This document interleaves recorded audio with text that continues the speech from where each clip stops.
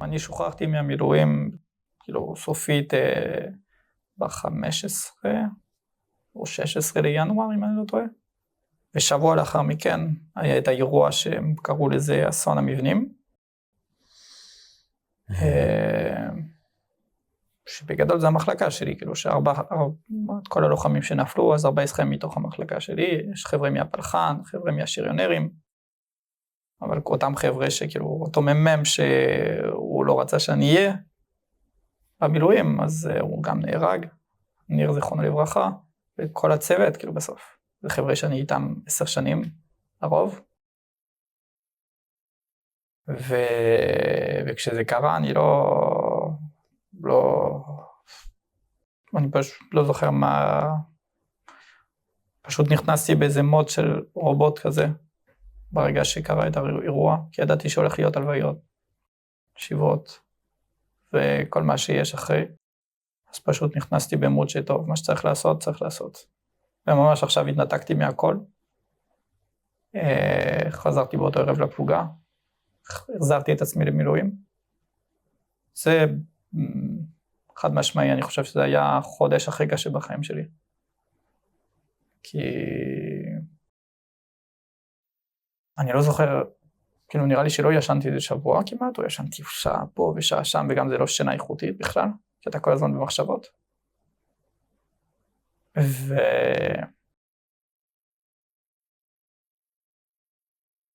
אבל אני זוכר שפשוט קשה, זה כואב.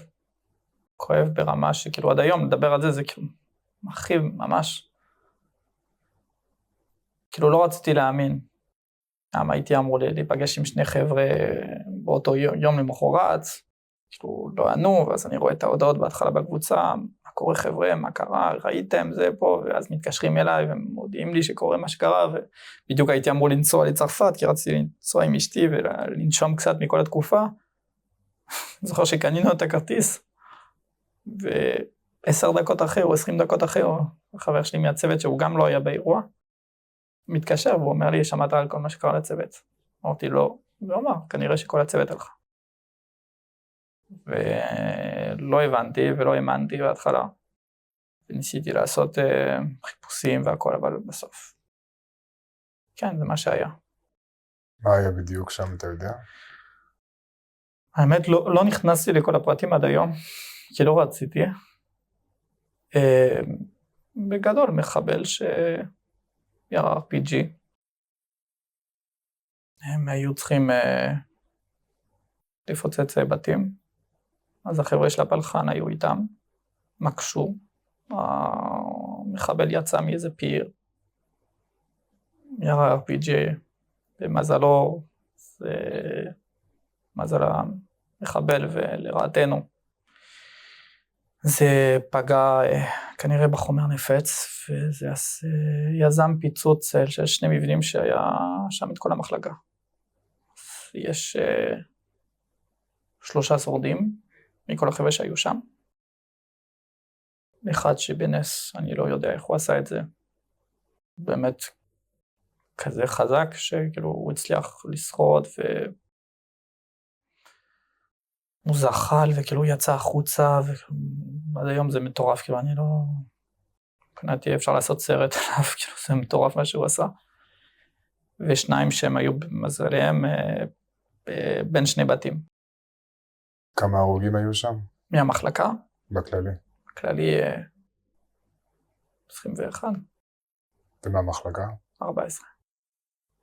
וזה מחלקה שלך? כן.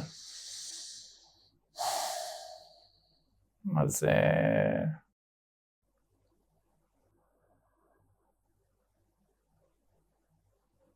כאילו אחרי זה אי אפשר להתלונן. זה כזה, אי אפשר להגיד החיים קשים, ועד היום אני עדיין בראש הכל טוב. אני חי, ובסדר. ודווקא קשה לי כשאנשים מתלוננים עכשיו. כי מרגיש שהם מתלוננים על שטויות, כן. ולא מבינים כמה החיים יקרים. עכשיו, מה שעזו זה ראיתי היו רגעים בחיים שיכולתי למות, אבל אני לא חושב ששום דבר, כאילו שפגשתי את האירוע הזה, אפילו שלא הייתי בכלל, כאילו לא הייתי באירוע, שאני לא רוצה לדמיין מה עובר בראש של החבר'ה שהיו. אבל מה שאני מרגיש עם זה שכן, זה לא, אי אפשר לתאר את זה פשוט. עכשיו אתה בא, אתה אומר אין ברירה, כאילו. צריך להמשיך את החיים. כל אחד מנסה לחיות עם זה איך שהוא יכול. מנסים לעזור למשפחות. אבל כן, אם אני לא טועה, זה האירוע, אני מקווה שזה יהיה האירוע האחרון שבו נאבד כל כך הרבה חיילים, ואני מקווה שלא נאבד שום חייל יותר, שום אזרח. אבל אז לא זכור לי על אירוע יותר כבד מזה, נראה לי במלחמה. גם לי.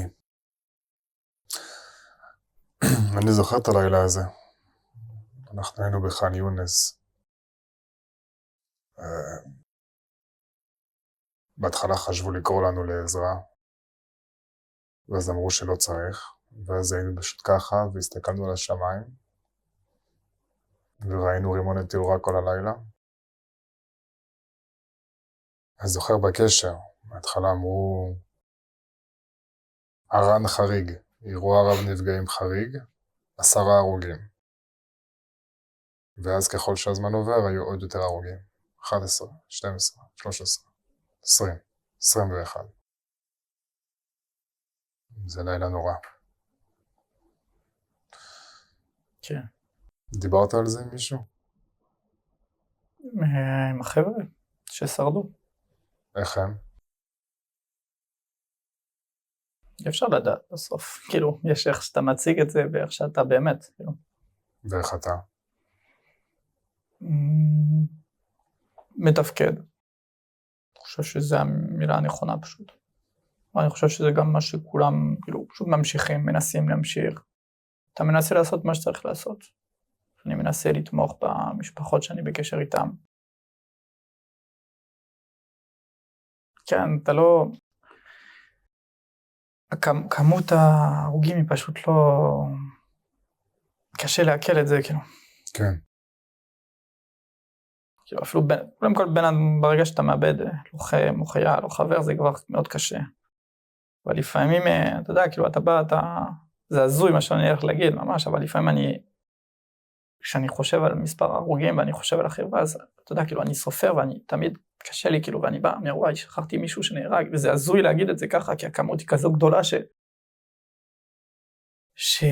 וגם זה כזה פוגע, זה כזה, כן, פוגש אותך בפן הרגשי, שקשה להתרכז גם, כשאתה חושב על זה, ואני בא ואני אומר, זה חרא של אירוע פשוט. אבל זה מה שיש בסוף. זה קרה, וצריך לא לשכוח את זה, שאנחנו במלחמה, ובמלחמה יש מחירים שאנחנו משלמים בסוף. המחיר הזה, חשבת יום אחד שתשלם אותו כל כך חזק? אני אוהב לחשוב תמיד על האופציות הגרועות ביותר. חשבתי על מקרים, באמת, לא משקר, חשבתי על מקרים, גם שיקחו לי, גם שיקחו לחבר'ה, אבל